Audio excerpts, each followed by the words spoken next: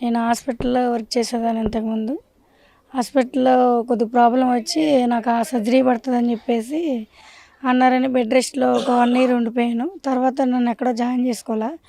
నేను కూలి పని చేసుకోలేక నేను ఆటోని ఎన్నుకున్నాను సార్ నేను. నాకైతే మా భర్త కూడా లేడు. మాకు రీసెంట్‌గా విడాకులు కూడా అయిపోయినాయి. నాకు ఇద్దరు అమ్మాయిలే. అమ్మాయి ఒక పాప బ్రైనీలు ఇప్పి చదువుతుంది. నాకేంటంటే పోషకత్వం ఏమీ లేదు. నాకు ఇద్దరు పిల్లలు పెంచుకోవడమే కష్టంగా ఉంది నాకు. ఈ ఆటో వ్యాపారాలు కూడా అంతంత మాత్రంగానే ఉన్నాయి.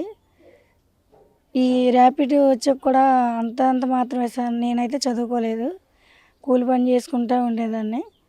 కానీ ఇంట్లో వర్క్ చేసుకుంటూ, పిల్లలు చూసుకుంటూ నేను ఇలాగ జీవనం సాగిస్తున్నాను సార్ నేను. ఆ ఆటోలో చాలామంది కూడా నన్ను ఎగతాళి చేస్తూనే ఉంటారు. అయినా సరే నా పిల్లల కోసం నేను కష్టపడాలి అని నేను ముందుకొచ్చా సార్ నేను.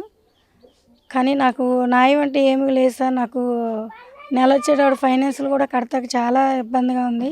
ఒక్కోసారి అయితే నా పిల్లల కోసం నేను బతుకుతున్నాను.